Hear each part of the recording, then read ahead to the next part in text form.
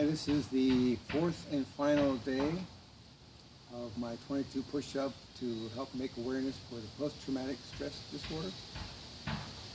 And if you did the math right, yeah, I was supposed to do this for 22 days. And this is going to be my last day, not because I like to be a quitter. Quite frankly, I had mixed feelings about doing this to begin with. And not because I don't typically like to get involved in these types of Facebook things where you have to like and share and things like that and burden other people with this thing. Not that all those aren't true, but I was conflicted about this because I do have two brothers who are veterans, and one of them is actually having some depression issues with depression, but it's not related to his service. The thing is, this is supposed to bring awareness of PSTD, and the point is, I can do it 22 days in a row, or I can do it 2,200 days in a row, and if all I can accomplish is to create awareness that that syndrome exists, what have I really done? Here's what I'd like you to be aware of. I want you to be aware of how I feel about post-traumatic stress syndrome or disorder. It's perfectly natural. It's what ought to happen when human beings are set in a situation like that, where they have to go and kill or be killed. People are watching their best friend's head get blown off, or get blown to bits by an IED and so forth, or they end up killing innocent women and children and bystanders because that's part of what they need to do to survive or whatever. And I'm sorry.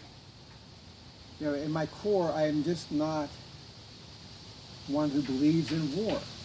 I'm also not naive to the point where I don't think that it's part of the human condition, and maybe it's an inevitable thing at some point, but to me it should be the last absolute resort. And when we go to other countries and start waging war, that's different than if someone were to come on our shores and try to perpetrate harm and so forth. I mean, I have weapons of my own. I have guns. I've grown up around guns. I have not shot one in decades. But I'll guarantee you, if someone were here threatening my family on my ground, man, I'd be right there. I'd be one of the first. I mean, I don't care if it's your mother coming to do harm on my family. I'm going to do what I'm got to do. I'm going to take care of business. But that's rarely the case. I mean, yeah, we had 9/11 and people came and did harm to us. But I don't know how you combat terrorism. I mean, I don't have all the answers, but I just felt in my heart that the way you fight somebody who does sneak attacks, those cowardly types of attacks, is not go waging war on a country or whatever, where thousands upon thousands of innocents get killed in the process. I'm sorry. I don't know what the right answer is, but I just don't think it's right. And I'm telling you, we are all more alike than we realize. I mean, those people are convinced we're evil and we're the bad guys. Trust me on that. They are. They are convinced that we are, just as sure as we are convinced that they are evil and the bad guys. That's the way it is. That's what conditions people to drive them to acts of war and being able to actually take someone else's life. But I think when you're actually in that situation and you experience the horror of it, if you're any kind of a human being, it's going to affect you. It is going to affect you, and I'm sorry. To me, I am not going to draw arms unless someone's here trying to hurt me and my family and my way of life here. That's the way I am. That's me. And I know a lot of my Facebook friends are going to criticize me for that or feel differently, and that's their right. As Americans, we have the right to oppose each other. But to me, going over there and waging war in an area trying to kill off the terrorists, well, it's an impossible task. I mean, it's like Mickey Mouse and the Sorcerer's Apprentice trying to hack apart the broom. I mean, you're just going to splinter up. You're going to kill someone's family member who is going to grow up to hate us even worse, and et cetera, you know, on and on. And it's never going to end. The hatred is going to keep going. I mean, we've changed a lot about how we allow people in the borders. I think that's a start. You know, but the thing is, the billions that we spend, probably trillions. I didn't do my homework. I don't know. I know it's a lot of money. It's way more than half of our budget as a country for what we do with our taxpayers' money goes into our military and our defense budget. And I'm sure it is absolutely a good thing to have a strong defense. But when you're setting up places all around the world and just spending most of your money that way, I don't know. I don't necessarily agree. I think if you took a portion of that, you would be able to solve all of the healthcare and education issues that we have in this country. And trust me, if education was more of a priority, we might have less ignorance and hatred and people like Donald Trump out there, you know, fear-mongering and trying to drum up hate and misinformation. I know that's a strong thing to say, but that's the way I feel about it.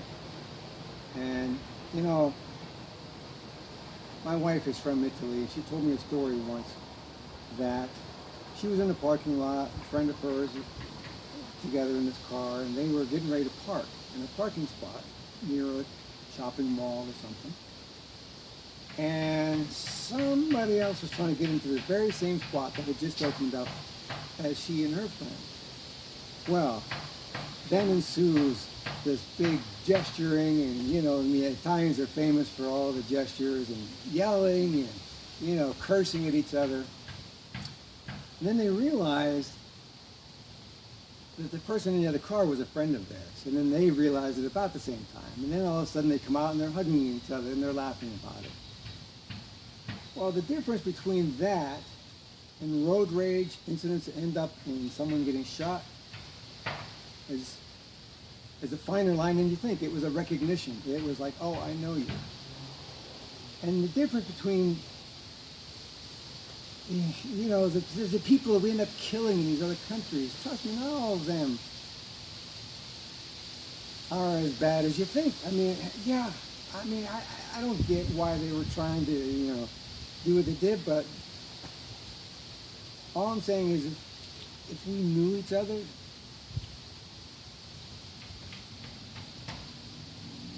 we'd accept each other more. And, you know, I believe in peace. I believe in love, not war. And it's maybe an ideal. It's maybe not realistic. It's naive. But I do believe that war is a last resort. It may be necessary, but it's a last resort. And for that reason, folks, I've made my last, you know, I can do 22 push-ups. It's no big deal. If you're aware now of post-traumatic stress disorder, good. Most people were. But at least now you're aware of how I feel about it, and the only way, there's no cure for it. You can't unsee some of the things that you see that cause that sort of thing. You can't do it. There's no cure. You can't take meds. You can't take pills. It's going to be there for the rest of your life. The only way to stop post-traumatic stress disorder is to stop sending kids into war when wars aren't needed in every case. They aren't. They really aren't. It's big business. Someone's profiting. Someone's making out. Someone's good, you know what I mean? But trust me, not everything is as we are told by our governments and politicians.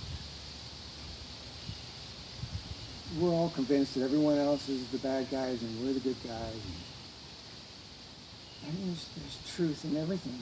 We are good and we are all bad. And the same with the other people. There's good in them. Trust me, there is. You don't think so? But if you want to cure post-traumatic stress disorder, stop waging war. Thank you.